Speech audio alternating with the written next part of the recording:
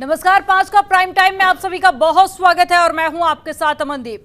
चंडीगढ़ के कर्मचारियों के लिए केंद्रीय नियम लागू करने से केंद्र सरकार और पंजाब सरकार में बहस शुरू हो गई है।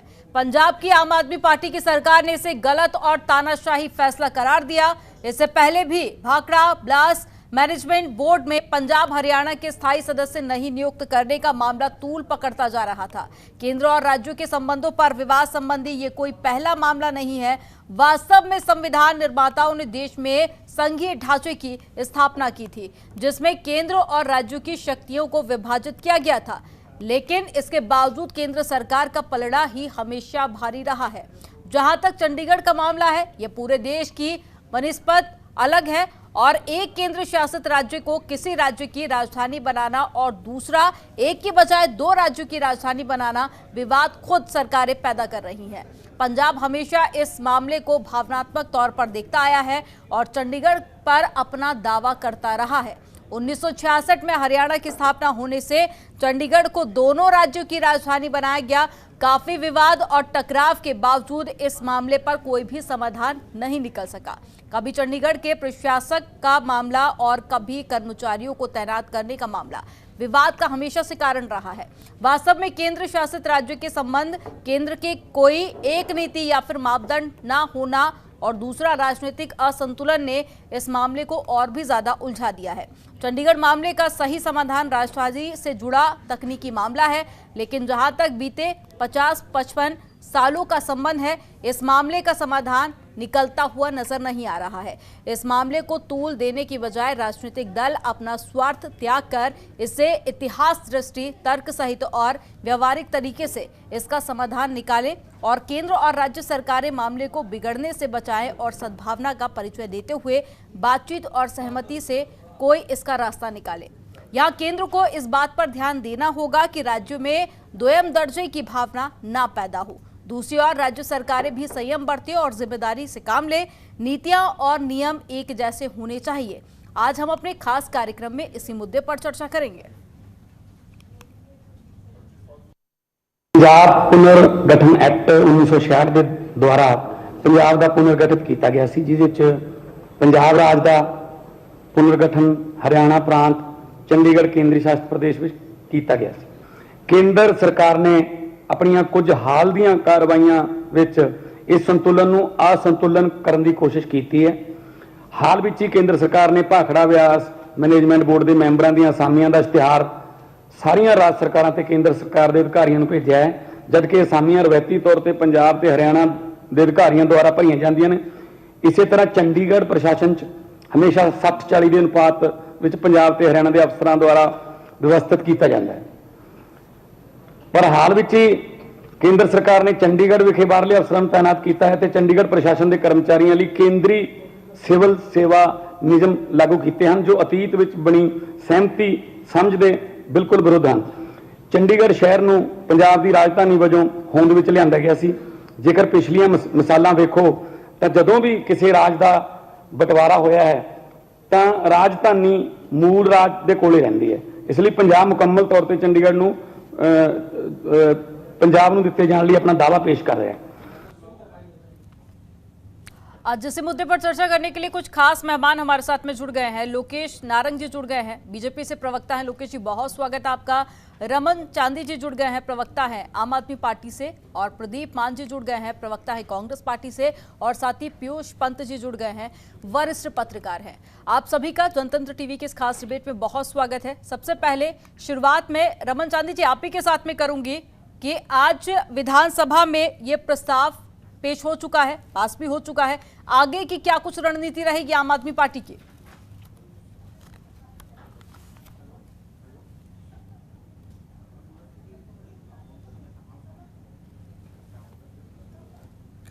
मेरी आवाज आप तक पहुंच पा रही रमन जी?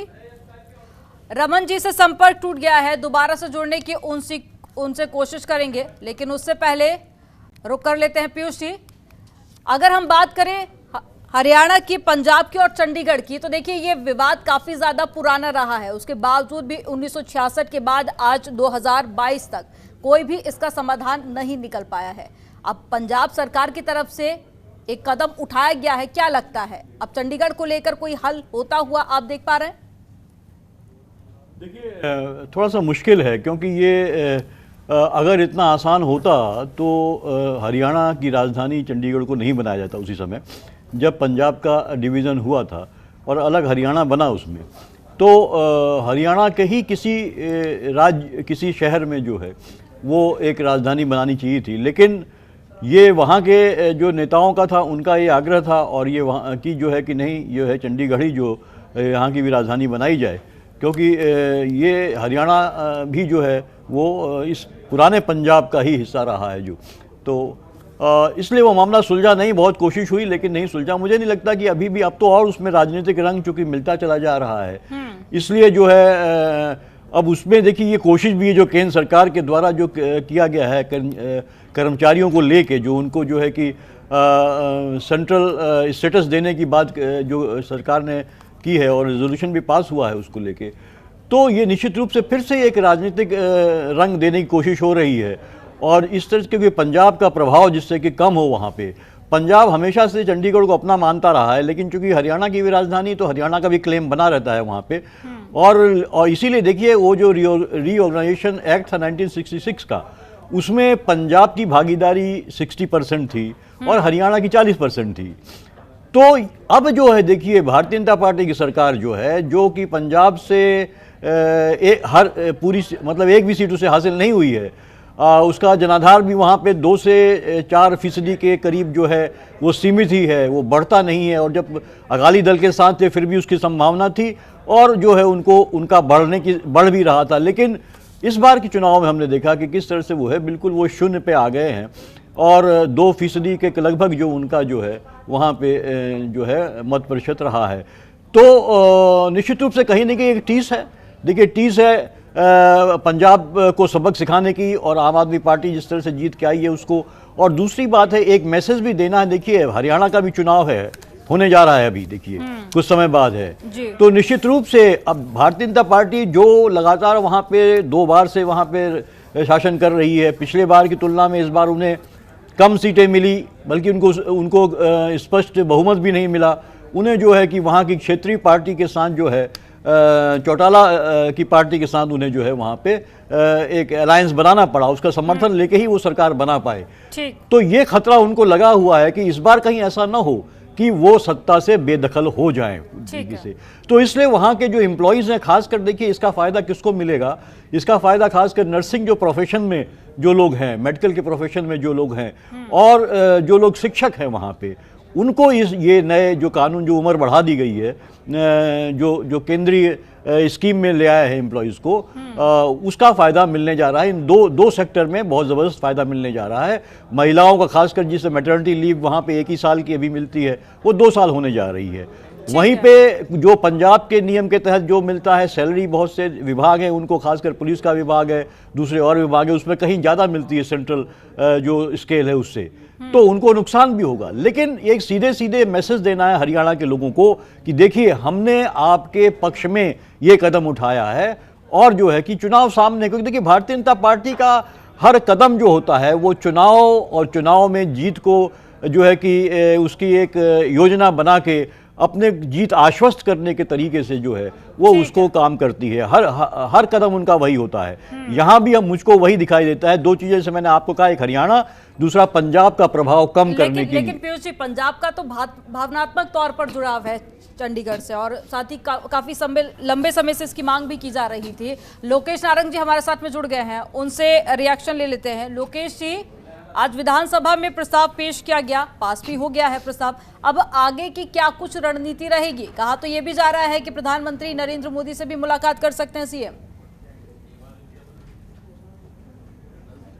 जो चंडीगढ़ के एम्प्लॉइज है उनका प्रश्न है, तो उनका पंजाब की विधानसभा को कोई प्रस्ताव पास करने का अधिकार ही नहीं है।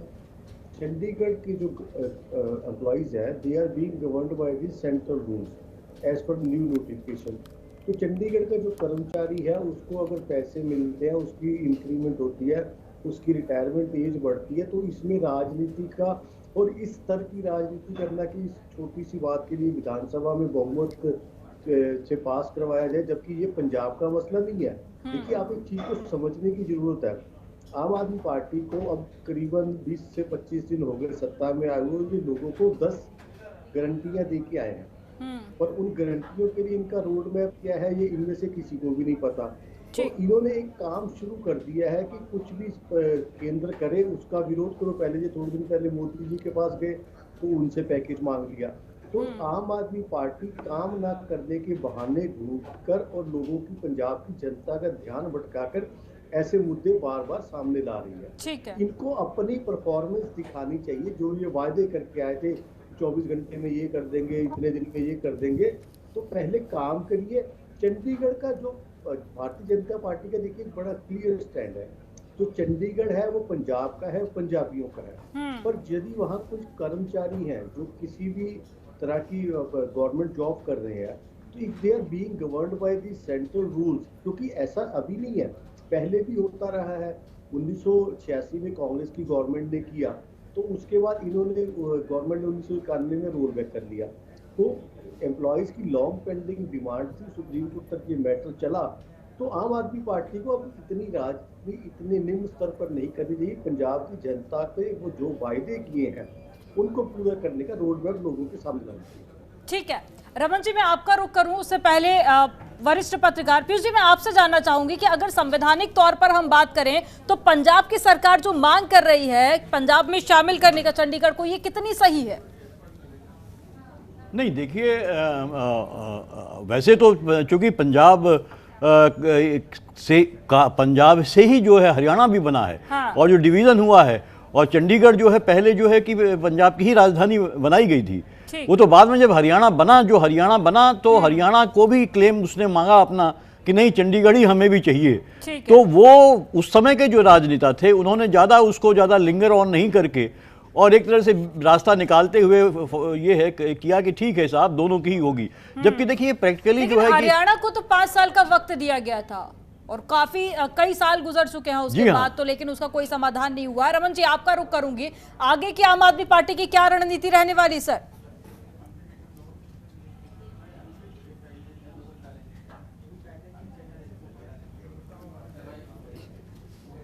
ये बोल रहे हैं कि चंडीगढ़ पे पंजाब का हक है, तो चंडीगढ़ पे फिर सेंटर के केंद्र के रूल्स क्यों? जब आने वाले, अगर आज तक 1966 से लेकर आज तक ये सॉल्व नहीं कर पाए, 1 नवंबर 1966 को ये बात उठी थी, उसके बाद 85 में देखिए राजीव लोंगोवा समझौता हुआ, वो भी केंद्र ने रद्द कर दिया। 1970 में भी एक समझौता हुआ था, मैं बता देता हूँ आपको, वो था सेंटर का पंजाब अवार्ड के नाम पर। हाँ। वो भी लागू नहीं किया। तो और कितनी कुर्बानियां, अगर पंजाब आज तक देश के लिए 80% से ज्यादा कुर्बानियां देता आया है, तो ये केंद्र सिला देगा पंजाब को।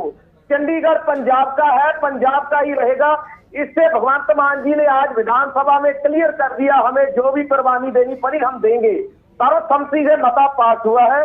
लेकिन इनके जो अश्विनी कुमार जी हैं, मेंबर हैं विधानसभा के, एक तरफ तो कह रहे हैं कि चंडीगढ़ पंजाब को मिलना चाहिए और दूसरी तरफ वो मते के विरोध में गए हैं। ये कैसी राजनीति है? क्या दिखाना चाहते हैं पंजाब को जी? ठीक है, जल्दी से जवाब ले लेते हैं। लोकेश जी का बहुत संक्षिप्त में जवाब दीजिएगा सर, उसके बाद में मुझे कांग्रेस के प्रवक्ता का रुख करना है।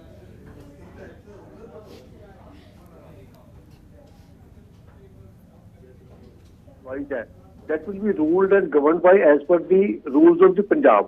आज की तारीख में वो यूटी के एम्प्लॉइज हैं और उनके पास ऑप्शन है और उनकी लॉन्ग पेंडिंग डिमांड थी। आम आदमी पार्टी की यही तो खूबी है कि बिना मतलब का मुद्दा निकाल के बैठ जाते हैं। अरे भाई जब चंडीगढ़ पंजाब को मिल जाएगा तो वो पंजाब से गवर्न होंगे एम्प्लॉइज। जब तक यूटी है तब तक if they are being governed by the central government, उनको पैसा ज्यादा मिल रहा है, सैलरी ज्यादा मिल रही है, रिटायरमेंट। तो आपको क्या तकलीफ है? आप अपने पंजाबियों का जो 10 वायदे उसकी तरफ रोड में बताइए। लेकिन सर बात तो फिर वही है ना कि अगर पंजाब का हिस्सा रहा है तो फिर पंजाब में शामिल करने में दिक्कत क्या है? इसको लेकर मैं आगे आपसे जवाब लूंगी, लेकिन उससे पहले कांग्रेस के प्रवक्ता का रुख कर लेते हैं। प्रदीप जी, आप अपनी बात तो पूरी कीजिएगा, साथ ही ये भी बताइए कि आज जब ये विधेयक प्रस्ताव पास किया गया तो कांग्रेस पार्टी ने समर्थन किया है। अब यहाँ पर भगवंत मान ये कह रहे हैं कि संसद से लेकर सड़क तक ये लड़ाई लंबी चलेगी और हम लड़ेंगे, तो क्या कांग्रेस पार्टी का भी समर्थन रहेगा इसमें? हितों की कोई बात आएगी तो पंजाब के हितों की कोई बात आएगी तो पंजाब का हर पंजाबी और कांग्रेस पार्टी का हर कार्यकर्ता उसके साथ खड़ा होएगा। जो सेंटर सरकार का ये दिन प्रतिदिन ये रवैया है, जो ये पंजाब के अधिकारों पर और स्वाभिमान पर चोट है, कभी वो बीबीएम का मुद्दा लीजिए, बीएसएफ की दायरा बढ़ा देते हैं, अब ये सेंटर सर्विस रूल जो लागू कर दिया है चंडीगढ़ पे, ये 92 तक पहले सेंटर का ही रूल चलता था, 1966 से 92 तक सेंटर के रूल चलते थे। फिर एम्प्लॉइज ने डिमांड करके ये पंजाब गवर्नमेंट के रूल्स अप्लाई किए थे। उसके बाद अब सेंटर, ये सब वोट की राजनीति बीजेपी हमेशा से ही करती है। बीजेपी, मुझे समझ नहीं आ रहा ये बीजेपी ऐसा रवैया पंजाब के साथ क्यों कर रही है। इस बात का मुझे दुख है कि सेंटर ये बात कर रही है, पर इस बात से ज्यादा मुझे ये और दुख है कि जो हमारे मान साहब है, भगवंत मान साहब, आम आदमी पार्टी जो अभी सत्ताधारी पार्टी है पंजाब में, इस मुद्दे को 7 दिन हो गए हैं। उन्होंने 7 दिन में एक जस्ट ट्वीट की और एक वीडियो डाली। उसके बाद आज जब ये मुद्दा और भड़का तो आज उन्होंने, ठीक है खुशी की बात है, आज उन्होंने ये सदन बुलाया है, विधानसभा में ये बात उठाई है। तो इस बात के लिए हमें सेंटर गवर्नमेंट को उनको चिट्ठी लिखनी चाहिए, राष्ट्रपति को मिलना चाहिए। नहीं होएगा तो इसके हम एजिटेशन भी होएगी। तो ऐसा नहीं है कि हम अपने जो हमारा पंजाब है, अपनी पंजाब कोई लवारस नहीं है। पंजाब भी एक भारत का हिस्सा है। आप पंजाब के साथ डिस्क्रिमिनेशन नहीं कर सकते। कोई एक्सपेरिमेंट थोड़ा हो रहा है, कोई नए मीटर लगाने आप पंजाब की तरफ आ जाते हो, कोई पानी का मुद्दा होता है आप पंजाब को वहां पे उसकी बाजू मरोड़ने लग जाते हो। ठीक है, अब आप ये नया मुद्दा है, आपने ये हमारी यूटी और भी यूटियां हैं देश में, अब ये यहाँ पे सेंटर का रूल लगा दिया इन लोगों ने। तो इस बात से कोई भी पूरा ये कांग्रेस पार्टी कार्यकर्ता और पूरा पंजाब एकजुट है। हम इसको लड़ाई को लड़ेंगे, ये हमारे पंजाब की लड़ाई है। प्रदीप जी, भगवंत मान के 7 दिनों पर आप सवाल उठा रहे हैं। पंजाब में तो कांग्रेस पार्टी की सरकार ना जाने कब से है, फिर इतने सालों में इसका समाधान क्यों नहीं हुआ? कांग्रेस पार्टी की सरकार जब से है, हमने कभी अपने पानी का मुद्दा ले लिया, हमने एक बूंद भी पानी किसी को नहीं दिया। और चंडीगढ़ में हमने ये कभी ऐसा रूल नहीं लागू होने दिया। 15 किलोमीटर की रेंज इन्होंने, जब इलेक्शन आए थे 15 से 50 किलोमीटर इन्होंने फोर्सफुली, क्योंकि वहां पे सत्ता में है ये, इनका पार्लियामेंट में इनका बहुमत है, इन्होंने वो भी रेंज बढ़ा दी है। तो दिन प्रतिदिन ये पंजाब की तरफ बढ़ते जा रहे हैं। ऐसा कल को तो ये होगा पंजाब को यूटी बना देंगे। ये पंजाब क्या इनकी, जहां पे अगर लोग इनको पसंद नहीं करते, इनकी सरकार नहीं आती भाजपा की, तो ये हमारे साथ ऐसा करेंगे। ठीक है, जवाब ले लेते हैं। बीजेपी के प्रवक्ता जुड़े हुए हैं, लोकेश जी जवाब दीजिएगा। और साथ ही वोट बैंक की राजनीति करने का जो बार बार बीजेपी पर आरोप लग रहा है, उसको लेकर भी सफाई दीजिए। देखिए, मेरा जो आपके चैनल पे कांग्रेस के प्रवक्ता बैठे हैं, हाँ। उनसे एक प्रश्न है कि 1/11/1986 से 31/3/1991 तक इनकी केंद्र में सरकार थी, श्री राजीव गांधी जी प्रधानमंत्री थे। तब इन्होंने ये सेंट्रल रूल्स उस पे एप्लीकेबल किए थे। तो क्या तब इनकी सरकार का गलत फैसला था? आज ये उस फैसले का विरोध कर रहे हैं। जब से इन्होंने 1991 में उसको दोबारा रोल बैक किया, एम्प्लॉयज की डिमांड थी। आज ये आम आदमी पार्टी के समर्थन कर रहे हैं। तो क्या ये कह रहे हैं कि जो श्री राजीव गांधी जी इनके फॉर्मर प्राइम मिनिस्टर थे, उन्होंने गलत फैसला किया था? हम तो उसी पे आगे चल रहे हैं। कांग्रेस पार्टी की एक समस्या है कि कांग्रेस पार्टी के पास अब पंजाब में कोई मुद्दा नहीं है। तो इनका कांग्रेस मुक्त भारत का जो सपना था, वो नवजोत सिद्धू जी और राहुल गांधी जी ने मिलकर पंजाब में पूरा कर दिया। तो अब ये जो आम आदमी पार्टी का समर्थन कर रहे हैं, तो जितना इनका बचा खुचा है वोट बैंक, वो भी पंजाब में खत्म हो जाएगा इनके पीछे। ठीक है, अब अपना डाटा ये करेक्ट करें। क्या श्री राजीव गांधी जी ने गलत फैसला किया था क्या? लोकेश जी, उसी डेटा का तो जिक्र आज भगवंत मान कर रहे थे ना। वो कह रहे थे उस वक्त भी समझौता हुआ था, लेकिन उसके, ठीक है, लेकिन जवाब ले लेते हैं। प्रदीप मान जी जवाब दीजिए इस पर। वो जिक्र कर रहे हैं कि पहले ही समझौता हो चुका था जब राजीव गांधी प्रधानमंत्री थे। 1900 मैं बोल रहा हूँ 66 से जब ये जो हरियाणा है वो पंजाब का, जब ये जो हरियाणा है वो पंजाब का हिस्सा है, पंजाब का ये एक पुत्र है। हमने अपना जमीन का टुकड़ा देके हरियाणा बसाया था। जो चंडीगढ़ है, वो चंडीगढ़ जहाँ पे बसा हुआ है, वो पंजाब की जमीन है, पंजाब के गाँव की जमीन है। वो आज भी आप जाके रेवेन्यू से डिपार्टमेंट आप जाइए, वहाँ पे लैंड डिपार्टमेंट में जाइए, वहाँ से रिकॉर्ड निकाल सकते हैं इसका। बात ये है कि हमने जो एम्प्लॉइज की हितों के लिए हमने ये पंजाब सर्विस रूल लागू लागू भी किया था। ठीक है, बात ऐसी नहीं है। जब आम आदमी पार्टी है, जो आम आदमी पार्टी ने जो गारंटियां पंजाब के लोगों को दी हैं, अगर वो गारंटियों पे काम नहीं करेगी, 300 यूनिट फ्री नहीं देगी, महिलाओं को 1000 रुपया नहीं देगी, जो हमारे फौजी भाई जवान शहीद होंगे उनको 1 करोड़ नहीं देगी, तो हम उनके साथ इस बात पे लड़ेंगे। अब जो ये बात है, जो पानी की बात है, बात सुनिए मेरी। अगर जो पंजाब के जो कंबाइन जो इश्यूज हैं, जो हमारे पंजाब के अधिकारों पर चोट है, उसके लिए तो हमें मिलकर लड़ना होगा ना सेंटर से। अब बीजेपी सरकार देख लीजिए। अब ये भाई साहब बोल रहे हैं हम इसके भाई, हम कोई इसके भाई वाल नहीं है। आप तो एक सीट पे हो पंजाब में, हम विपक्ष में हैं, हम उनके साथ लड़ाई लड़ेंगे। पर जो ये बात है, हम भगवंत मान साहब को वो ये विनती करते हैं कि वो थोड़ा लेट है, इस पे थोड़ा गौर करें। ये बहुत ही इंपॉर्टेंट जो इश्यूज है, इस पे हमें अपनी बात रखनी पड़ेगी। वो प्रधानमंत्री से मिलके आए हैं, ठीक है, उनका प्रोटोकॉल है, वो मिलके आए, इन मुद्दों पे भी मिले। और सबसे दुख की बात मुझे ये है, जो आम आदमी पार्टी को पंजाब में मिलेगा, जो पंजाब के मुद्दे हैं ना, जो पंजाब जो मुद्दों पे पंजाब के अधिकार खो जाएंगे। हाँ। जब सेंटर उन मुद्दों पे सेंटर पंजाब को कोई ऐसी चोट देगी, स्वाभिमान को चोट देगी, तो हम इस पे मिलकर हमें लड़ना भी चाहिए। और मुझे दुख की बात यह है, जो हमने आम आदमी पार्टी ने जहां से गैर पंजाबी MP चुन के भेजे हैं, उनका कोई प्रतिक्रम नहीं आया। वो तो लैक्मे के शो में शो स्टॉपर बन के वो रैंप वॉक कर रहे थे। उन्होंने आज तक एक बार नहीं बोली राघव चड्ढा जी पता नहीं कहाँ है, जरनैल जी प्रभारी कहाँ है, ये क्यों नहीं बात कर रही। इस बात का भी मेरे को दुख है। पर कांग्रेस पार्टी और कांग्रेस पार्टी का कार्यकर्ता, हर पंजाबी इसको लेकर रमन जी, अब आगे की रणनीति क्या रहेगी ये बताइए, क्योंकि कई सारी ऐसी विपक्षी पार्टियां हैं जो खुलकर आम आदमी पार्टी का समर्थन कर रही हैं, कांग्रेस, बसपा, अकाली दल। अब प्रधानमंत्री नरेंद्र मोदी से मुलाकात की भी बात कही जा रही है और काफी लंबे समय से ये मुद्दा गरमाया हुआ है चंडीगढ़ को लेकर, लेकिन अभी तक इसका समाधान नहीं हुआ है। तो क्या उम्मीद है ये कि अब इसका समाधान होगा और केंद्र सरकार आपकी मांगों को पूरा करेगी? पहले तो मैं ये बता देना चाहता हूँ, 70 सालों से अकाली दल, भाजपा, यही भाजपा की सरकारें और कांग्रेस की सरकारें रही हैं। इन्होंने बातें करने की बजाय और कुछ नहीं किया है। मीडिया में आए बातें की। जब भी केंद्र ने ये कदम उठाने की कोशिश की है, तभी सिर्फ मीडिया के बाहर कोई भी नहीं गया कि हम केंद्र के पास जाकर इसका परमानेंट हल निकालें। रही बात जो आम आदमी पार्टी है, वो अब सबसे पहले देखिए अमित शाह जी से भी टाइम लेकर उनसे मिलेगी वफद के रूप में।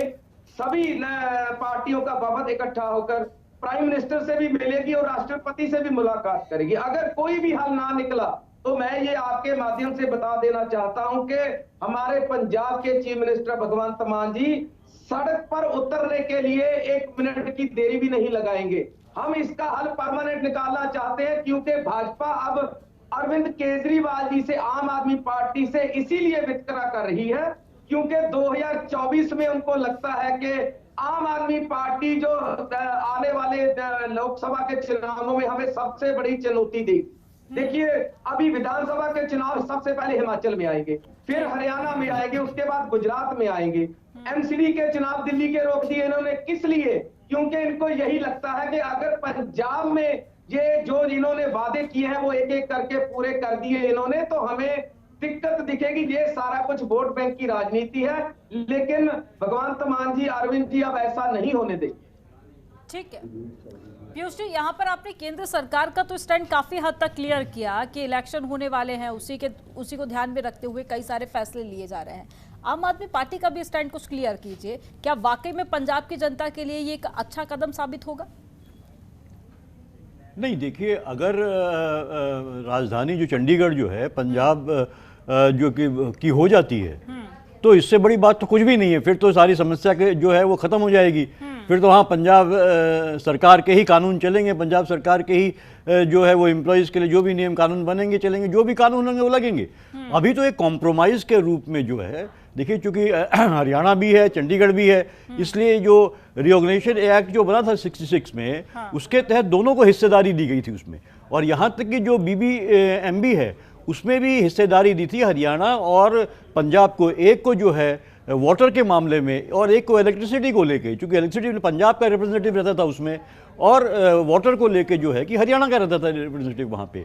यहाँ पे भी देखिए भारतीय जनता पार्टी जो है ना, अचानक से मूव करती है और सिर्फ अपने इंटरेस्ट को देखते हुए, और जो व्यवस्था चलती रहती है, मान लीजिए थोड़ी व्यवस्था ठीक ये थी भी नहीं, इसीलिए देखिए राजीव लोंगोवाल एक्ट भी हुआ, तमाम ये मांग पंजाब की बहुत समय से रही है, और राजीव गांधी जब थे प्राइम मिनिस्टर उन्होंने और लोंगोवाल के साथ मिलकर ये कोशिश करी थी, लेकिन बाद में कांग्रेस ही नहीं पीछे हट गई वो, क्योंकि वो हरियाणा का कहीं ना कहीं दबाव उसके ऊपर था पूरी तरीके से। उस समय भी कांग्रेस की सरकारें भी, आज जैसे बीजेपी का हाल है, डबल इंजन की बात ये जो करते हैं, उस टाइम में वो ऐसा कांग्रेस के साथ भी था, तो वो प्रेशर भी उनके ऊपर था, तो वो इम्प्लीमेंट नहीं उन्होंने कर पाए उस बात को।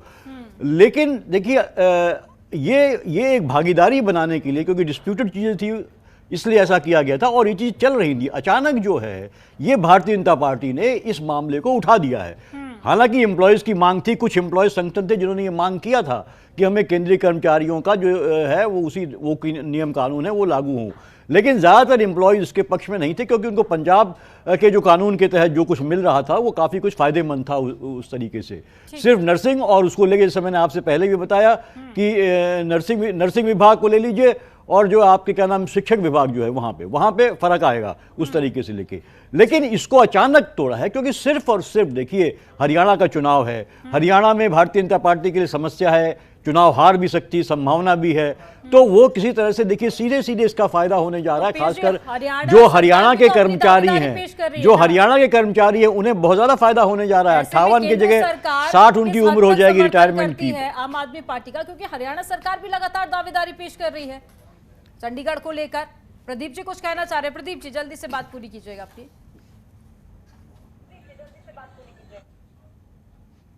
जो ये चंडीगढ़ है वो पंजाब का हिस्सा है। आज हरियाणा को हमने अपनी जमीन दी, आज हरियाणा हमने उन लोगों को अपनी उंगल पकड़ाई थी, वे हमारी आज पूरा बाजू पकड़ना चाह रहे हैं। ये चंडीगढ़ पंजाब का था, पंजाब का ही रहेगा। मैं भगवंत मान साहब को इन पंक्तियों से कुछ याद दिलाना चाहता हूँ कि अधिकार खोकर बैठे रहना ये महादुष्कर्म है, न्यायार्थ अपने बंधुओं को भी दंड देना धर्म है। कि हमारे अधिकार जो खोए जा रहे हैं उन अधिकारों की पहरेदारी आम आदमी पार्टी को पंजाब में करनी पड़ेगी। अगर चंडीगढ़ हमारे पंजाब से हाथ से जाता है, देखिए पहले पंजाब के रूल लागू होते थे, जब पंजाब का वो टीए डीए अलाउंस ट्रांसफर जो भी थी, हम पंजाबी वहां पे हम 60-40 की रेशो पे थे। हमारे पंजाबी लोग हैं पंजाब में, पंजाब से और हरियाणा से भी चंडीगढ़ लोग आते हैं। पंजाब हरियाणा से बड़ा है, तो वहां पे हमारी भाषा से भी सीधा सीधा अटैक है। तो हमारे पंजाबी भाई जो ऑफिसर से मिलेंगे वो ऑल ओवर इंडिया वहां पे आएंगे, वो कम्युनिकेशन गैप भी बनेगा उसमें। तो मेरी मान साहब से ये गुजारिश है, आप अब वहां पे आपको 92 सीटें हमने पंजाब से दी हैं, इतना बड़ा फतवा पंजाबियों ने दिया है, तो आपको भी 15 दिन हुए हैं। 15 दिन में आप 15 दिन में आप कर क्या रहे हैं? आप किससे बात कर रहे हैं? हमारी सरकार कांग्रेस पार्टी की रही है, हमने ऐसा सीटें नहीं दी है, जनता ने जिताया है आम आदमी पार्टी को। जनता ने जो जिताया, जनता लेकिन सच्चाई तो उन्होंने बता दी कि कांग्रेस के अंतर कलह के चलते ही मिली है सीटें को जनता के लड़ना पड़ेगा। मान साहब को 7 दिन से वो चुप बैठे हैं, उसके एमपी चुप बैठे हैं। आज उन्होंने देखा कि हाँ आप कल ही देख लीजिए, कल इन लोगों ने ये इनके जो है ना पब्बों भार हुए हैं आम आदमी पार्टी के कार्यकर्ता। कल भी मुझे बहुत दुख हुआ है ये बात देखे, इन लोगों ने पीली टर्बन भगत सिंह की बांधकर ये ट्रक यूनियन वालों पे अटैक कर रहे हैं, उनसे लड़ रहे हैं, लाठियां मार रहे हैं, खून निकाल रहे हैं। ऐसा करने की बजाय ये शांतिपूर्वक इस मसले का हल करें। पंजाबियों को ये मसला हल करके देना पड़ेगा, चाहे वो अमित शाह जी से मिले, चाहे वो मोदी जी से मिले, चाहे राष्ट्रपति जी से मिले। हमारे जो एमएलए हैं उनकी अगर जरूरत पड़ेगी, उन्होंने आज भी बोला है कि वो डट के इनका इस मुद्दे पे वो पंजाब के साथ खड़े हैं, पंजाबियों के साथ खड़े हैं। थोड़ा वक्त तो दीजिए ना, आप खुद ही कह रहे हैं कि 15 दिन हुए हैं सरकार बनाए हुए, कई सालों से कांग्रेस पार्टी की सरकार थी, अब थोड़ा वक्त तो दीजिए ना। तो हम वेट करें, अब क्या हम 6 महीने वेट करें कि उन्होंने ये हम पे थोप दिए तो हम 6 महीने चुप रहे बैठे रहे? क्या आप ये बात बोलते हैं कि आप सहमत हैं इस बात से? 6 महीने चुप रहे, 6 महीने बाद बोलेंगे यार हम पे तो ये इन लोगों ने ये रूल लागू कर दिए हैं। तो हमें जो मुद्दे हैं उनको, कोई मुद्दे ऐसे होंगे जिन पे साथ के साथ हमें प्रतिक्रम देना पड़ेगा। कई मुद्दे वो 6 महीने का टाइम दे रहे हैं, हम जो कुछ मुद्दों पे हमने टाइम दे रहे हैं पॉलिसीज के लिए। आपने बोला थोड़ा सा प्रैक्टिकल बात कीजिए ना प्लीज। रमन जी से बाकी जवाब ले लेते हैं जो मुद्दे आपने उठाए। अमन जी, मैं कांग्रेस के प्रवक्ता से ये पूछना चाहता हूं कि आप अपनी 70 साल की कारगुजारी बता दीजिए, कितनी बार आपकी सरकारें रही हैं, और ये भी है कि डबल इंजन की सरकारें भी रही हैं, सेंटर केंद्र में भी कांग्रेस की और पंजाब में भी कांग्रेस की, हरियाणा में भी कांग्रेस की। उस समय आपने क्या किया? आपने पंजाब को पूरा बर्बाद करके रख दिया। ये बात आप मानिए, आप तो वो टीचर हैं कि 3 घंटे का एग्जाम है, आप पहले 5 मिनट का बच्चे का पेपर देखकर ये जजमेंट लगा लेंगे कि ये पास है या फेल है। बहुत अच्छे टीचर हैं आप, ये बात माननी पड़ेगी आपको। आप साथ देने की बजाय ये इधर उधर की बातें छोड़िए जनाब। आप देखिए कि जो जो गलतियां आपने की हैं वो अब आम आदमी पार्टी उनको सुधार रही है। आने वाले समय में देखना कि क्या होगा पंजाब का। तो आप इन बातों को छोड़कर केंद्र के पीछे पड़िए। आप ले ये देखिए, किसानों ने अगर पूरी निष्ठा से धरना लगाया, उसमें जीत भी हासिल की। अगर केंद्र ने यही रुख रखा तो इससे भी बड़ा धरना पंजाबी लगाना जानते हैं, क्योंकि पंजाब और पंजाबवासी अपना हक लेना भी जानते हैं और छीनना भी जानते हैं।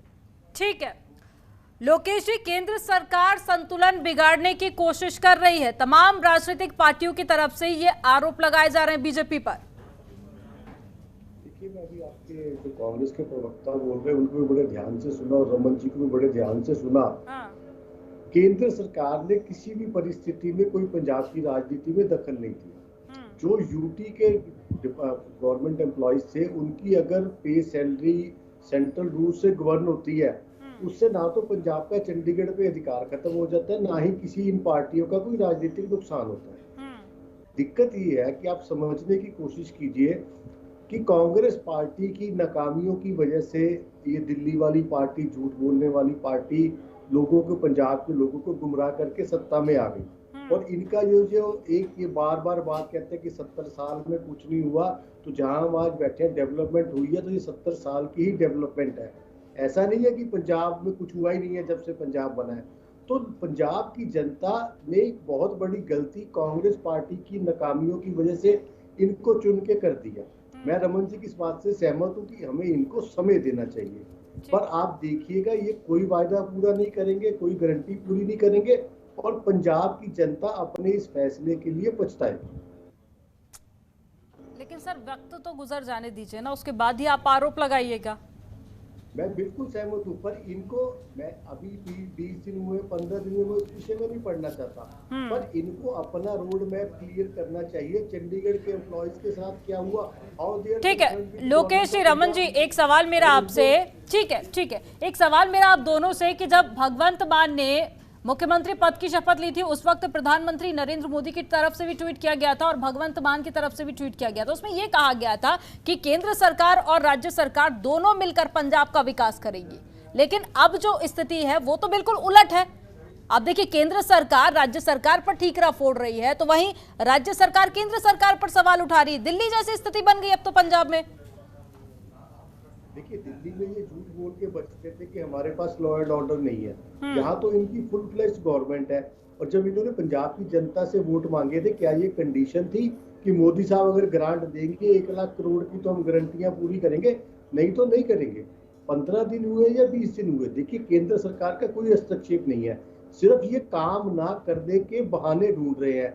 चाहे बीबीएमबी का इशू हो, अब बीबीएमबी का वो सारा वो निकाल के पढ़िए, क्या वो, लेकिन सर चंडीगढ़ तो पंजाब का हिस्सा ही रहा है, वो पंजाब में ही शामिल करने की बात कर रहे हैं। बजट तो छोड़ दीजिए आप, ये तो चंडीगढ़ का मुद्दा है ना, इस पर सर जवाब दीजिए आप। देखिए, ये आज कोई इतना जरूरी विषय नहीं था कि इनको पहले इसके ऊपर सेशन में रेजोल्यूशन पास करना है। पहले पंजाब की जनता को जो वायदे किए हैं आप उनको पूरा कीजिए, उसका रोड मैप दीजिए। अब जनता ने सरकार तय की है, तो अब ये तो थोड़ा सा आप सरकार पर छोड़ दीजिए ना कि किस मुद्दों को वो पहले उठाती है। बिल्कुल, पर जो सरकार आरोप प्रत्यारोप शुरू कर दी है, मेरा यही आपके चैनल से इनसे विनम्र निवेदन है कि आरोप प्रत्यारोप बंद कीजिए। पंजाब की जनता ने आपको मैंडेट, ठीक है, केंद्र सरकार का क्या स्टैंड रहेगा? ठीक है सर, केंद्र सरकार का क्या स्टैंड रहेगा? क्या मांगे पूरी होंगी? देखिए, जो मांगे पूरी करने वाली होंगी वो केंद्र सरकार करेगी। तो एकदम से उठ के आके फिर बाद में आके उस पर राजनीति करनी, तो मेरी इनसे हाथ जोड़ के विनम्र बेनती है, आरोप प्रत्यारोप बंद कीजिए। पंजाब की जनता बड़ी इमोशनल है, उन्होंने आपको इमोशंस में आके इतना ह्यूज मैंडेट दिया है, उसका अपमान मत कीजिए और काम कीजिए। ठीक है, इस पर रमन जी का जवाब ले लेते हैं। रमन जी, आप लोकेश जी की बातों का जवाब दीजिएगा, साथ ही ये भी बताइए कि दिल्ली जैसी स्थिति पंजाब में क्यों बनती जा रही है? देखिए, मैं पहले बता चुका हूँ कि ये जो चुनौती है मोदी सरकार आम आदमी पार्टी को मानने लगी है। अंदर ही अंदर इनको ये बात खाई जा रही है कि 2000 में क्या होगा। रही बात इनके जवाब मैं दे देता हूं। देखिए, जब 1 नवंबर 1966 को पहली रीऑर्गेनाइजेशन हुई, उसके बाद 30 जनवरी 1970 को हुई और उसके बाद 20 जुलाई 1985 को हुई। जब ये बातें हो चुकी हैं, या तो केंद्र ये कह दे साफ ही कि जो पुनर्गठन के समझौते हुए हैं वो आज से लागू नहीं होंगे, पंजाब सरकार उस तरीके से अपना कदम बढ़ाए। नहीं तो ये देखिए इनका दोगलापन। इनके विधानसभा के मेंबर एमएलए अश्विनी कुमार जी एक तरफ तो आज विधानसभा में कहते हैं कि चंडीगढ़ पंजाब को मिलना चाहिए, दूसरी तरफ मते का विरोध करते हैं। तो ये दोगलेपन की नीति क्यों? इसका मतलब इनके अंदर जो जहन में चल रहा है वो रमन कहीं जी, ना लोकेश जी कहीं ये कह रहे हैं पंजाब कि को इस मुद्दे के अलावा और भी कई सारे मुद्दे ऐसे हैं जिनको उठाया जा सकता है, जिन पर काम किया जा सकता है। इस मुद्दे को उठाकर सिर्फ राजनीति की जा रही है। देखिए, अभी 20 दिन हुए हैं आम आदमी पार्टी की सरकार बनी को। आप आने वाले समय में देखेंगे भगवंत मान जी एक एक करके हर मुद्दे को उठाएंगे जो पंजाब के हित में होगा, जो कभी इन्होंने भी अपनी डबल इंजन की सरकारों पे आने वाले समय में नहीं उठाए थे। ठीक है, प्रदीप जी का रुख कर लेते हैं। प्रदीप जी, वादे किए हैं, देखिए वो तो उन्होंने वादे तो उन्हें पूरे करने पड़ेंगे। ये बात तो उन्हें माननी पड़ेगी। दिल्ली वाला हाल तो करना नहीं पड़ेगा। मैं उस बात से सहमत हूँ कि ये बोलते हैं कि दिल्ली में लॉ ऑर्डर नहीं है, हमारा ये नहीं है, ये बहानेबाजी तो पंजाब में नहीं चलेगी। ऐसा ना हो कि दिल्ली में वादा किया था कि 500 स्कूल खोलेंगे, नए 842 ठेके खोल दिए थे। कि ये देखिए, ये विपक्ष में थे, इन्हें पहले भी पता था कि पंजाब में चलो जितना भी कर्जा था, पंजाब की ये कंडीशन है, पंजाब बॉर्डर स्टेट है। तब तो केजरीवाल जी स्टेज से बोलते थे हम ये पॉलिसी बना देंगे, लिक्विड पॉलिसी बना देंगे, 2500 करोड़ जहां से आ जाएगा, 25,000 जहां से बटोर लेंगे। अब इन्होंने 7 दिन नहीं निकाले। 7 दिन बाद ये ठूठा उठा के चले गए वहां पे प्रधानमंत्री जी के पास, अपने वीक पॉइंट देने चले गए कि हमारे पास तो भाई खजाना नहीं है, हमारे पास पैसा नहीं है, आप काम तो कीजिए। अब उन्हें पता चल गया इनकी क्या कमजोरी है। वो इनकी बाजू मरोड़ के इनसे बोल रहे हैं कि मीटर लगवाइए तो आपको फंड देंगे, आरडीएफ तब देंगे, रूरल डेवलपमेंट फंड नहीं देंगे, आपको सही यूटिलाइज नहीं करेंगे आप। अब लोगों आए, ये चुप्पी खाने बैठे थे, मुंह में इनके दही जमी बैठी थी। 4 दिन बोले नहीं मान साहब। जब वो आए आराम से आए, अमित शाह जी उन्होंने यहाँ पे आकर सेंटर के पंजाब सर्विस रूल तोड़कर सेंटर के रूल लागू कर दिए। 4 दिन बोले ही नहीं कुछ भी, इनके एमपीज नहीं बोले। इनको बोलना पड़ेगा। ये पंजाब के मुद्दे हैं, पंजाब के जो ये पंजाब के हकों पर जो चोट लगाई जा रही है, टाका मारा जा रहा है पंजाब के अधिकारों के ऊपर, इसको आम आदमी पार्टी को बोलना पड़ेगा। इनके पास है अब कमांड। हम तो विपक्ष में, हम इनके साथ हैं। या ये बोले पीछे हट जाएं, इस्तीफा दे दे सारे, हम आ जाते हैं दोबारा, हम लड़ाई लड़ेंगे। पूरे पंजाब कांग्रेस पार्टी फिर से पंजाबियों की लड़ाई लड़ेगी। एक तो हमारी कोई पूछ लेके दिखा दे चंडीगढ़ की, एक गज जगह नहीं लेने देंगे। तो आपने लड़ाई लड़ी नहीं, अब आप कह रहे हैं कि इस्तीफा दे दीजिए, फिर हम आके लड़ाई लड़ेंगे। हाँ, अगर नहीं काम हो रहा तो दे दे। ठीक है, पीयूष जी, हरियाणा को लेकर थोड़ी सी स्थिति क्लियर कीजिए, क्योंकि आने वाले वक्त में वहां पर विधानसभा इलेक्शन भी होने हैं, बीजेपी की सरकार है मौजूदा स्थिति में। अब ऐसे में कितनी उम्मीदें हैं कि आम आदमी पार्टी की जो मांग है वो पूरी की जाएगी? क्योंकि बीजेपी जो भी रणनीति तय कर रही है वो इलेक्शन को ध्यान में रखते हुए तय कर रही है, और वहीं दूसरी तरफ अगर हम बात करें तो हरियाणा की तरफ से भी ये बार बार मांग की जा रही है। आपको याद होगा कि उस वक्त 5 साल का समय दिया गया था, हरियाणा को राजधानी बनाने के लिए बजट भी दिया गया था, लेकिन उसके बावजूद भी कई साल बीत चुके हैं, अभी तक राजधानी नहीं है हरियाणा के पास अपनी।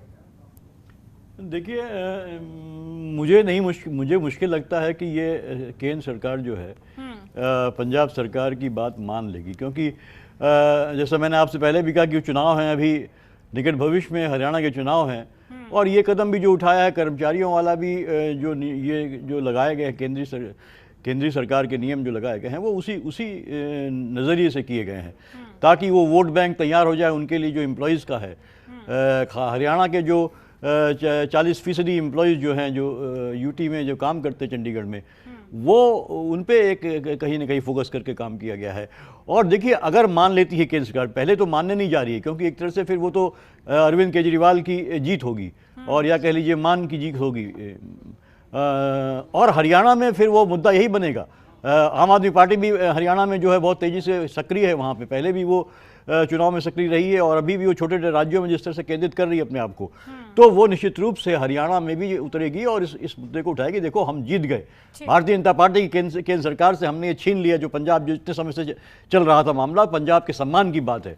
तो निश्चित रूप से देखिए, ऐसा कभी भाजपा करने नहीं देगी, अपने पैर पे कुल्हाड़ी नहीं मारेगी। वो भाजपा जो जानबूझ के जो है बर्रे के छत्ते में हाथ डालती है ताकि अगल बगल के लोगों को बरिया काटें और वो जो है घायल हो जाएं, उसी तरह से उन्होंने ये मामला उठा दिया अचानक से जो है।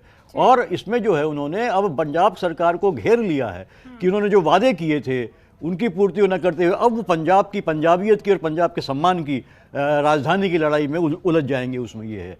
तो ये बहुत चालाकी से मूव किया है भारतीय जनता पार्टी ने और कतई केंद्रीय सरकार इनकी मांग को नहीं मानेगी। अभी भी देखिए, नहीं तो अगर माननी होती तो पहले भी ये केंद्र सरकार के काफ़ी रिप्रेजेंटेशन किया था और राजीव गांधी, कांग्रेस की सरकार, राजीव गांधी की सरकार थी, तब भी बातचीत चली, लेकिन हुआ नहीं, क्योंकि ये मामला ऐसा है कि ये पॉलिटिकल मामला है और इसमें जो है कि दोनों ही राज्य इन्वॉल्व हैं और ज़्यादातर हमने देखा है कि केंद्र में और उस राज्य दोनों राज्यों में या किसी राज्य में जो है एक ही पार्टी की सरकार होती है, तो ऐसे में थोड़ी सी दिक्कतें आती हैं। तो मुश्किल लगता है कि अपना अपना जो है कि वो पॉलिटिकल स्कोर देखने की कोशिश करते हैं। तो मुझे नहीं लगता कि ऐसा होगा और विशुद्ध रूप से ये है एक चुनावी कदम मैं इसको मानता हूँ भारतीय जनता पार्टी का, और जो हरियाणा को जो है एड्रेस करके किया गया है वहाँ पे। ठीक है पीयूष जी, इससे पहले आपने कहा अगर ये फैसला होता है तो पंजाब के हित में होगा। हरियाणा इसको लेकर बार बार दावेदारी पेश कर रहा है, तो क्या हरियाणा को भी क्या भारी झटका लग सकता है अगर चंडीगढ़ को पंजाब में शामिल किया जाता है? देखिए, हरियाणा को कोई ज्यादा झटका नहीं लगेगा। हरियाणा को देखिए, सिर्फ जो नदियों का पानी का मामला है, व्यास नदी का और उसका जो है, तो वो तो एक समझौता ऑलरेडी वहां पे है पहले से और उसी समझौते को बरकरार रखा जा सकता है। बाकी जो है कि ऐसा कुछ नहीं है। एम्प्लॉइज को वैसे एक ही कानून से चूंकि चलते थे सारे के सारे, तो वही पंजाब सरकार के कानून से उनको भी वही मिलता था जो पंजाब के एम्प्लॉइज को मिलता था। तो ऐसा कोई नुकसान नहीं है। अलग हो जाता है तो निश्चित रूप से फिर वो हरियाणा राज्य का हिस्सा हो जाएगा, राजधानी हरियाणा की अपनी होगी और वो अपने हिसाब से वहां के लोगों के लिए कानून बना सकती है। अभी बीच का मसला है उसमें, इसीलिए ये एक राजनीतिक मुद्दा बन जाता है। मुझे लगता है सिर्फ पानी का मामला ले लें तो थोड़ा पेंच रहेगा। अदरवाइज अगर हरियाणा अपनी राजधानी बना लेता है तो इसका बहुत अच्छा समाधान हो सकता है जो इतने समय से चला आ रहा है, और उसका फायदा भारतीय जनता पार्टी को इस तरह से मिल सकता है कि भारतीय जनता पार्टी ने एक ऐसा मुद्दा सुलझा दिया जो है कि इतने समय से लंबित था। लेकिन मुझे नहीं लगता कि भारतीय जनता पार्टी अपना चुनावी मकसद पूरा करने के लिए काम करती है। मुझे नहीं लगता कि अभी तत्काल रूप से उसको फायदा ज़्यादा दिखाई दे रहा है चुनाव में इस तरह के मुद्दे उठा के, इसलिए वो इसका कोई समझौता अभी समाधान लाने की कोशिश नहीं करेगी। हो सकता है भविष्य में कोई कोशिश हो, लेकिन जब उनकी सरकार आए, और अभी ये संभावना बहुत कम है कि भारतीय जनता पार्टी की अकेली सरकार जो है पंजाब में आएगी। ठीक है लोकेश जी, इससे पहले प्रदीप जी की बात पर आप कुछ कहना चाह रहे थे, अपनी बात तो पूरी कीजिएगा और साथ ही ये भी बताइए क्या सिर्फ हरियाणा इलेक्शन होने हैं, क्या उसी को ध्यान में रखते हुए केंद्र सरकार अपना स्टैंड क्लियर नहीं कर रही है? क्योंकि आम आदमी पार्टी तो साफ कर चुकी है।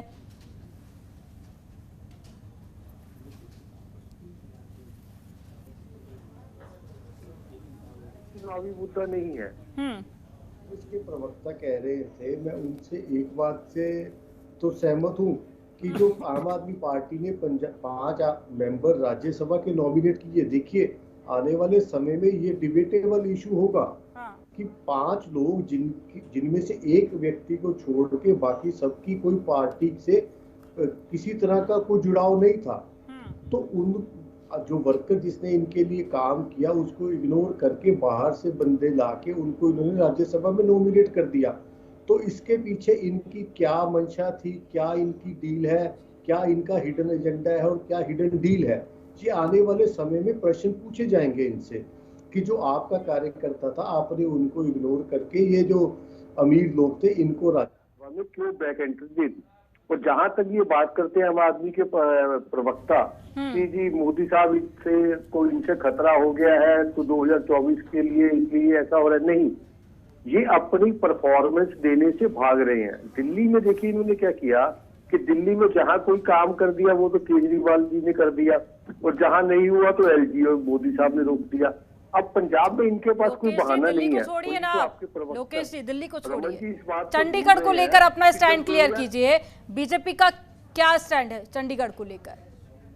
देखिए ये 2 अलग अलग मुद्दे हैं। मैं शुरू से आपके चैनल पे यही कह रहा हूँ कि जो चंडीगढ़ का मुद्दा है बीजेपी का, उसमें स्टैंड बड़ा क्लियर है। हमारे भारतीय जनता पार्टी के प्रदेश अध्यक्ष ने असेंबली में भी कहा है कि चंडीगढ़ पंजाब का है और पंजाब को मिलना चाहिए, उसमें कोई दो राय नहीं है। जो दूसरा प्रश्न है, आज की तारीख में उस पर राजनीति नहीं होनी चाहिए।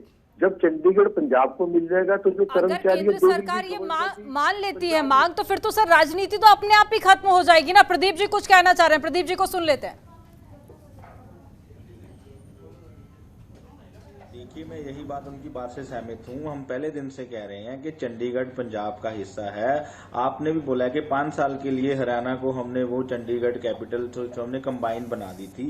तो अब तो सेंटर में भी मोदी जी हैं, खट्टर साहब की बीजेपी की सरकार है, तो अब ये मांग कर लेना। पंचकुला बैठा है, वहाँ पंचकुला है इनका, वहां पे अपनी राजधानी मांग सकते हैं ना।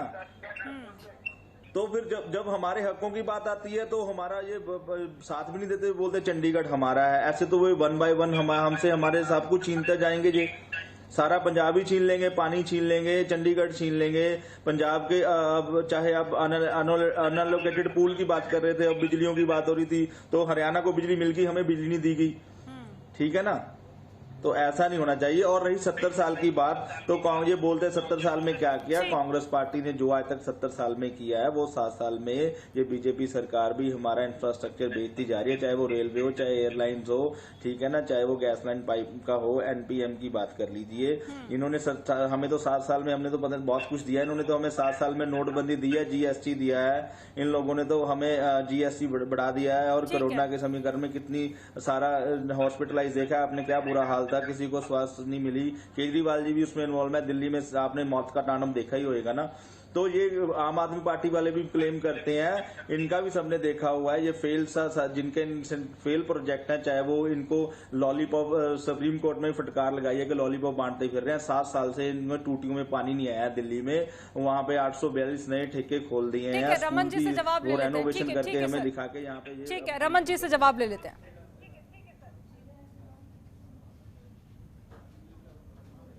अमन जी, बात ऐसे है, ये जो पंजाब और चंडीगढ़ का मुद्दा चल रहा है, इनके पास आम आदमी पार्टी के खिलाफ कूड़ प्रचार करने के लिए कुछ नहीं बचा।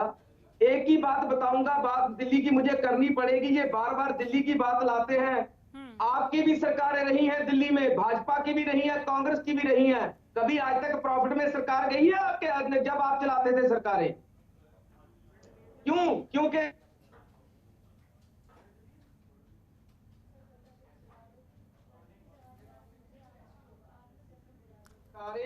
नहीं है, वहां मोदी सरकार अत्याचार कर रही है, चाहे वो ईडी के थ्रू हो, चाहे वो सीबीआई के थ्रू हो।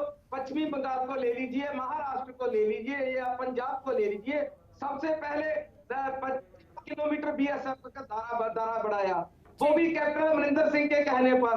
उसके बाद वहां इनकी पेश नहीं चली कोई भी। उनके बाद बीबीएमबी, फिर सिडको हो गया, अब चंडीगढ़ पे अटैक। ये धीरे पंजाब को जकड़ना चाहते हैं, लेकिन यहाँ इनका कोई दाग बिल्कुल नहीं गलेगी, कहीं भी नहीं गली है। पश्चिमी बंगाल में देख लीजिए, इन्होंने सारी सरकारी मशीनरी को यूज किया वहाँ पे, तो क्या हुआ? वहाँ पे दही जमाए क्यों बैठे हो? आज आपकी आंखें खुली है। जो कांग्रेस पार्टी ने बात उठाई है, कांग्रेस पार्टी के एमएलए ने बात उठाई है, भाई चंडीगढ़ पे अटैक हो रहा है, तब आप जाके हो। तो कुंभकर्ण की नींद सो रहे थे हफ्ते से, तब कहाँ थे आप लोग? आज आपको आपकी जाग खुल गई है, शुक्र है भगवान। ठीक है, मेरे पास वक्त की कमी है। फाइनल कमेंट एक एक करके मैं आपसे लूंगी। पीयूष जी, सबसे पहले शुरुआत में आपके साथ में करूंगी, बहुत संक्षिप्त में एक फाइनल कमेंट। देखिए, ये मुद्दा जो है कि मुझे नहीं लगता कि निकट भविष्य में कहीं इसका समाधान हो पाएगा। हाँ। क्योंकि ये ऐसा मुद्दा है कि न तो हरियाणा इतने साल से वही चंडीगढ़ को अपनी राजधानी बनाए हुआ है, और उसको समय भी दिया गया था कि अपनी राजधानी वो दूसरी बना ले, और फिर भी वो ऐसा नहीं कर पाया। तो उनके देखिए अब तो जो है कि वेस्टेड इंटरेस्ट पैदा हो जाते हैं। आप बहुत समय से आप देखिए उत्तराखंड में ही देख लीजिए, देहरादून अभी भी है, जब तक ये कहा गया था गैरसैंण बनेगी वहाँ की राजधानी, और सभी पार्टियों ने कहा था, लेकिन अभी तक नहीं बनी वहाँ देहरादून। क्योंकि वहाँ पे ब्यूरोक्रेसी के अपने वेस्टेड इंटरेस्ट हो जाते हैं, पॉलिटिशियन के वेस्टेड बन जाते हैं, तो वो जल्दी छोड़ते नहीं इन चीज़ों को। तो मुझे नहीं लगता निकट भविष्य में अगर एक ही सरकार एक ही पार्टी की होंगी तब शायद कोई संभावना बन सकती है, लेकिन अभी तो हम देख रहे हैं कि टकराहट की राजनीति चल रही है लगातार। जब से भारतीय जनता पार्टी केंद्र में आई है वो फेडरलिज्म के एक स्पिरिट को की धज्जियां उड़ाते हुए वो टकराहट की राजनीति कर रही है। जो दूसरी पार्टियों की सरकारें हैं उनसे लगातार जो है कुछ न कुछ टकराहट करती जा रही है, वो हम लगातार देख रहे हैं। दिल्ली में यही देख रहे हैं, अब पंजाब पहुंच गई आम आदमी पार्टी, यही देख रहे हैं। कांग्रेस की सरकारें जहां वहां जो है कि वहां पे वो जो है कि वो बढ़ता जा रहा है। ठीक है प्रदीप जी, फाइनल कमेंट आपका।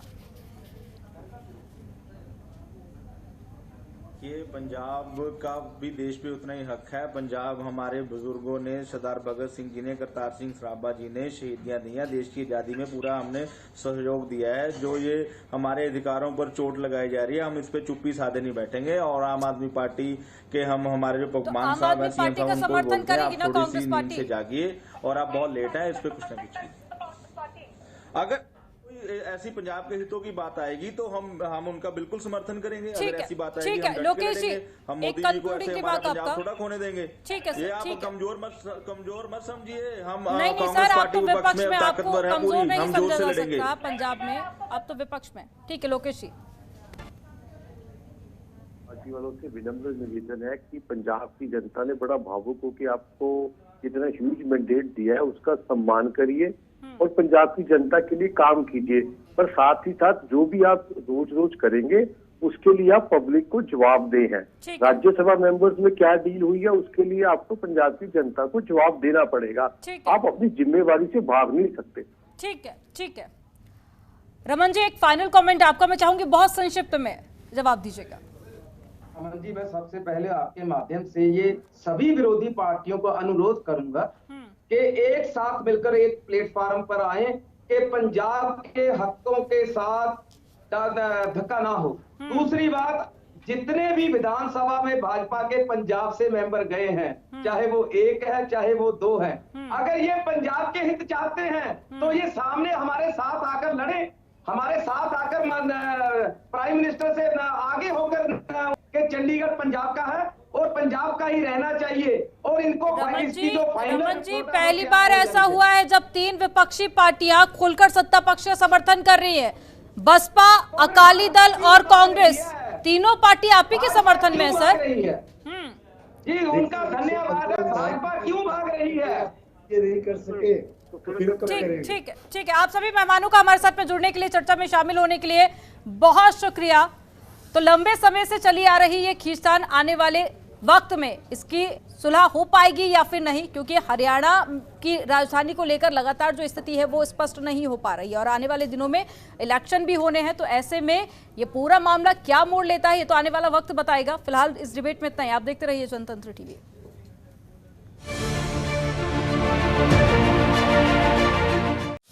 खबरों के निष्पक्ष विश्लेषण के लिए सब्सक्राइब करें Jantantra TV and press the bell icon. Never miss any update.